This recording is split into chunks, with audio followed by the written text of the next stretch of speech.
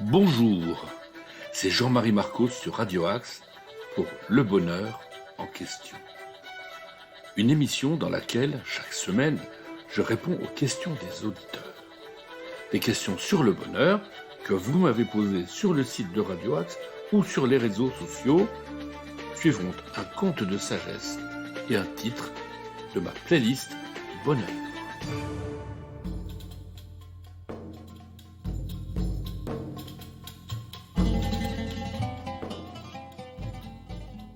Est-ce que nous avons besoin d'être heureux pour aimer ?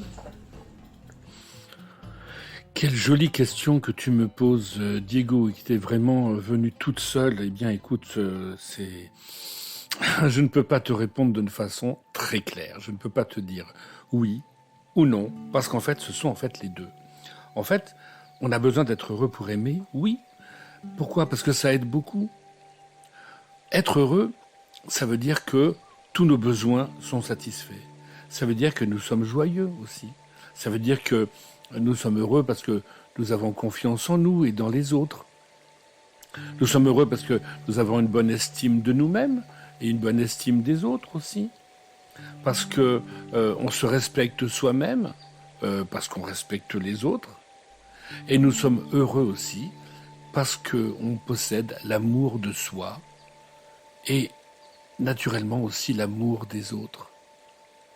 Alors oui, forcément, quand on est heureux, c'est plus facile d'aimer. Quand on est heureux, eh bien, on a au fond de soi une joie qui rayonne. On voit que les gens sont heureux. Ils ont autour d'eux, voilà, comme une lumière particulière. Et quand on est heureux, on est ouvert aux autres. Donc on est beaucoup plus disponible. On est beaucoup plus à l'écoute. Et donc, cette joie est à la base aussi de l'amour. Donc oui, en effet, la joie donne de l'amour. Et on verra tout à l'heure que ça marche aussi dans l'autre sens. Donc voilà, quand on est heureux, on a envie de partager. On a envie de transmettre. On a envie de coopérer. On a une énergie, quand on est heureux, en effet, qu'on a très envie de partager aussi avec les autres, quand on a envie de diffuser, et qui nous donne voilà, la force aussi d'accepter des choses qui ne sont pas forcément agréables. En tout cas, voilà pourquoi, pour aimer, on a aussi besoin d'être heureux. Et en même temps, j'ai envie de te dire aussi, non, on n'a pas forcément besoin d'être heureux pour aimer. Et heureusement, parce que dans la vie, on passe tous par des moments qui sont difficiles. On a ce qu'on appelle des passes difficiles. On peut vivre des pertes, des chagrins.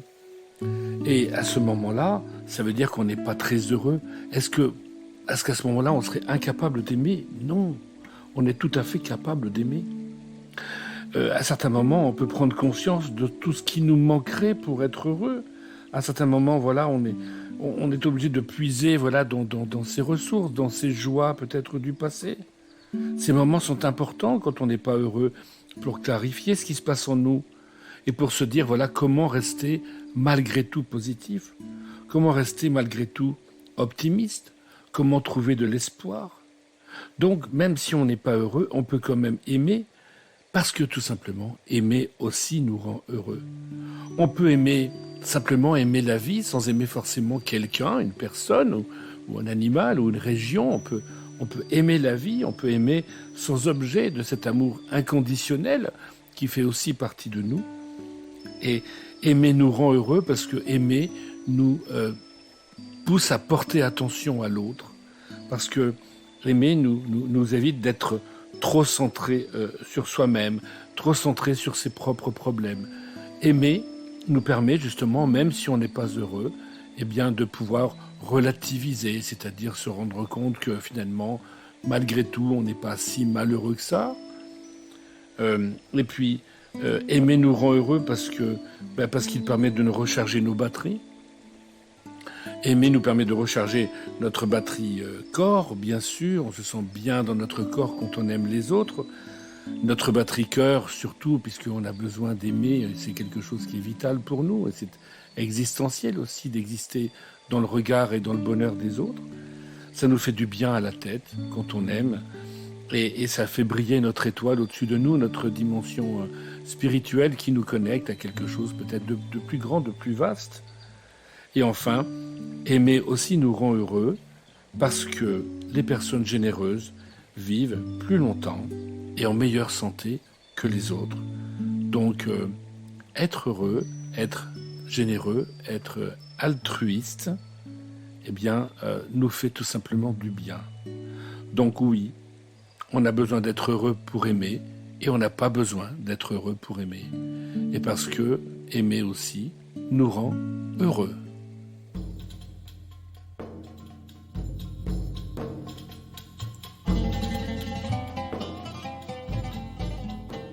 Peut-on vouloir le bonheur tout en étant fataliste ? Eh bien, merci Céline pour cette question qui aurait pu être un sujet du bac de philo. Voilà, peut-on vouloir le bonheur tout en étant fataliste ? Vous avez 2 heures. Alors, on va avoir 2 heures, on va avoir 2-3 minutes pour y répondre. Alors, bien sûr, ce sera succinct, mais vouloir le bonheur, d'abord, cette recherche du bonheur, elle est humaine, elle est certainement présente depuis toujours, donc à travers le temps, à travers l'espace. Les hommes ont toujours recherché le bonheur, finalement, qu'ils aient développé un état d'esprit fataliste ou pas. Donc finalement, je pense que ça fait partie de l'humanité de vouloir le bonheur. Alors peut-on vouloir le bonheur tout en étant fataliste ? Oui, le vouloir, bien sûr. Maintenant, l'atteindre, c'est autre chose. Là, mon point de vue est que on a plus de chances d'atteindre le bonheur si on n'est pas fataliste, justement. Qu'est-ce que c'est qu'être fataliste, quand même ? Être fataliste, c'est quand même être résigné. C'est développer une croyance qu'il existe une destinée, que tout serait écrit à l'avance. Et finalement, ça nourrit, bien sûr, des idées plutôt défaitistes, puisque finalement, quoi que je fasse, finalement, tout est déjà écrit. Alors, à quoi bon mettre de l'énergie à chercher, à me développer, à m'améliorer ? Et donc, c'est aussi à la source aussi de beaucoup d'idées tout à fait pessimistes aussi de la vie. Alors, donc, moi, j'y vois, en fait, dans ce fatalisme, plutôt des dangers. Plusieurs dangers. D'abord, c'est que pour être heureux, comme je l'ai dit dans de précédentes chroniques, il faut surtout compter sur soi. Notre bonheur, il est là, à l'intérieur de nous-mêmes. Il n'est pas à l'extérieur. C'est-à-dire que le fatalisme, lui, compte sur des éléments extérieurs pour être heureux, pour se réaliser, pour s'épanouir. Et donc, ces éléments extérieurs, donc pour certains, en fonction de leur croyance, de leur philosophie, ça peut être Dieu. Pour d'autres, c'est l'État. Pour d'autres, c'est leur entreprise. Enfin, et sinon, en général, ce sont les autres. Donc, ce sont bien les autres qui peuvent décider à un moment donné si je vais être heureux ou pas. Et ça peut être aussi, bien sûr, les biens matériels. Et à ça, je fais référence aux 5 pièges dans lesquels nous pouvons tomber et qui peuvent nous empêcher justement d'être heureux. Ce qu'on appelle les 5 pièges du bonheur. L'argent, on sait que c'est l'argent qui nous rendra heureux parce qu'on confond en fait la satisfaction immédiate du moindre désir ou le confort avec le bonheur, qui est une dimension différente. Il y a aussi la beauté, le pouvoir, le sexe ou la célébrité. Je ne reviens pas là-dessus, j'ai déjà abordé ce type de sujet. Pour moi, le danger, en effet, de ce fatalisme, c'est de nier finalement notre propre liberté de choix et de nier notre propre capacité de développer notre libre arbitre. Alors moi, je me rapprocherais plutôt de l'acceptation telle que le pensent les bouddhistes, par exemple, dont Bouddha, on dit accepter. Accepter, c'est mettre son énergie là où elle est utile. Donc ce n'est pas se résigner, surtout ne pas se résigner. Et donc, ça veut dire développer une écologie personnelle qui fait qu'en effet, on va agir dans ce qui nous fait du bien, dans ce qui fait du bien à notre entourage, sans venir dégrader les lois, on va dire, naturelles. Et donc en cela, on peut imaginer que le karma des bouddhistes, ça pourrait être du fatalisme, mais ce n'est pas. Le karma nous parle d'une loi de cause à effet. En effet, toutes nos actions peuvent avoir une conséquence dans cette vie ou dans une autre vie. En tout cas, le bouddhisme nous apprend à nous en libérer, c'est-à-dire de mettre en place cette loi merveilleuse qui permet, comme le disent les textes bouddhiques, de changer l'hiver en printemps. Donc si je reviens sur cette question de base, peut-on vouloir le bonheur tout en étant fataliste? Le vouloir, oui. L'atteindre, c'est plus difficile. Et c'est plus difficile parce que ça nous éloigne de notre capacité de trouver en nous les ressources même de notre bonheur et de nous considérer comme étant libres de pouvoir aborder toutes les dimensions possibles de notre bonheur, la dimension physique, la dimension de notre corps, chercher le bonheur dans une meilleure santé, une meilleure alimentation, chercher le bonheur dans une meilleure relation avec les autres, chercher le bonheur dans des projets et s'ouvrir à des projets personnels, et enfin chercher le bonheur dans une dimension plus spirituelle, qui peuvent être justement ces différentes pratiques, qui peuvent être le yoga, la méditation, la contemplation, et puis pourquoi pas le qigong, la sophrologie, des arts martiaux, mais aussi la lecture, la poésie ou l'expression artistique. Nous sommes tous capables de trouver en nous des façons différentes d'exprimer nos émotions, d'exprimer nos pensées, et cela souvent nous permet de toucher une dimension que nous découvrons et des ressources inexplorées en nous-mêmes. Pour moi, c'est aussi ce qui nous éloigne de la fatalité.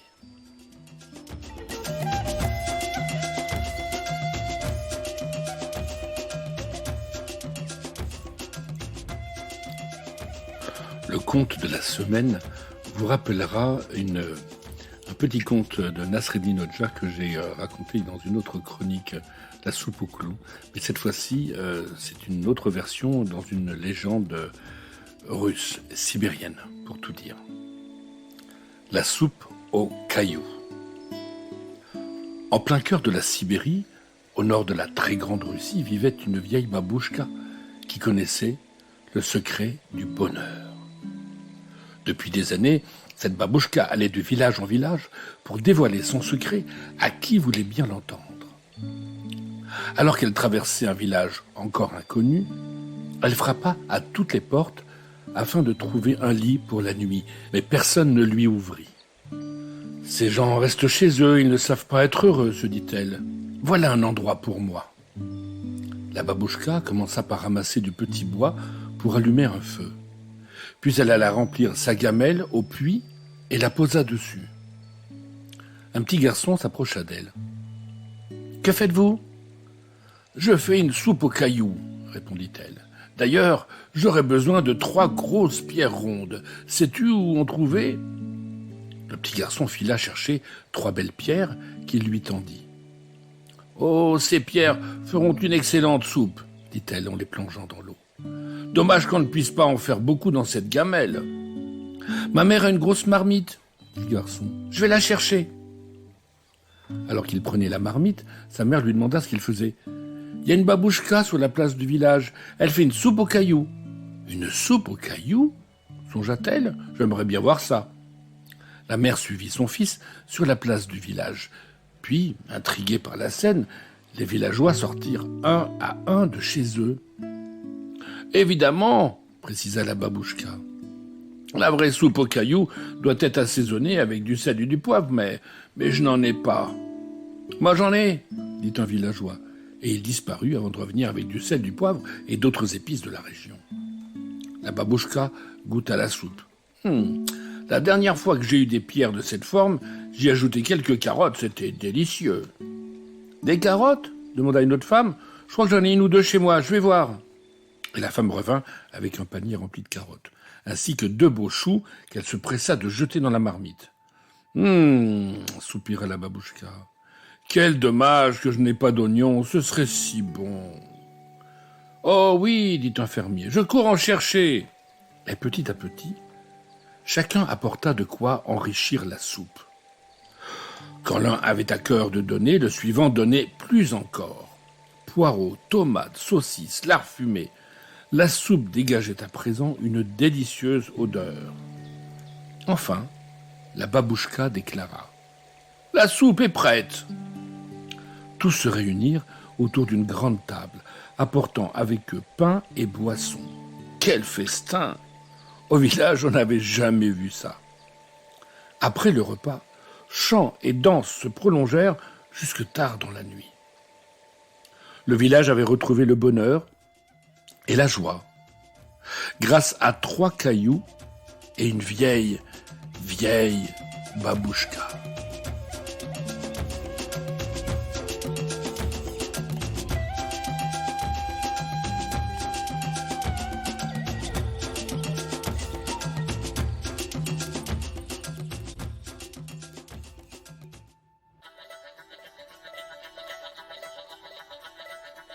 C'était Jean-Marie Marcos pour Le bonheur en question. N'hésitez pas à me poser des questions sur le site de Radio Axe ou sur les réseaux sociaux. Je vais maintenant partager un titre de ma propre playlist du bonheur, mais auparavant, je vous donne rendez-vous lundi prochain à 19h sur Radio Axe. Et d'ici là, soyez heureux.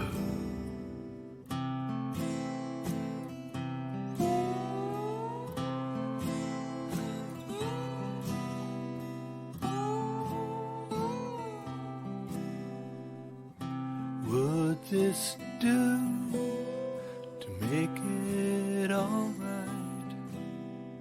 While sleep has taken you where I'm out of sight, I'll make my getaway, time on my own. Search for a better way to find my way home to your smile.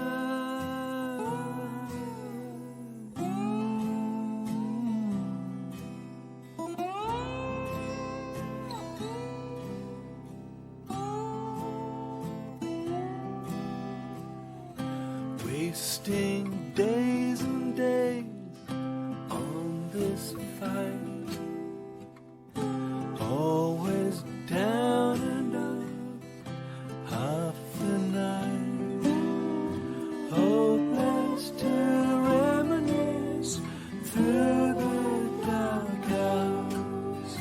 We'll only sacrifice what time will allow us your side.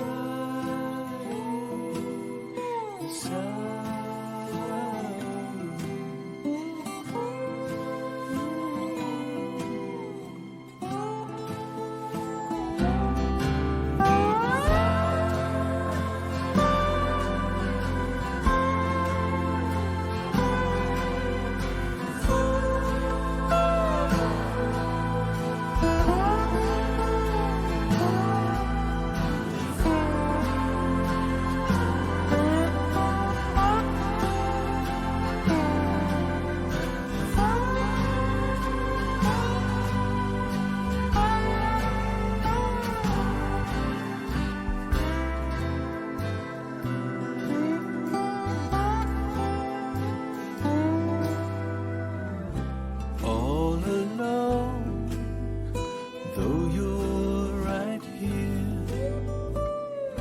Now it's time to go from your sad spell. Make my getaway, time on my own. Leaving's a better way to find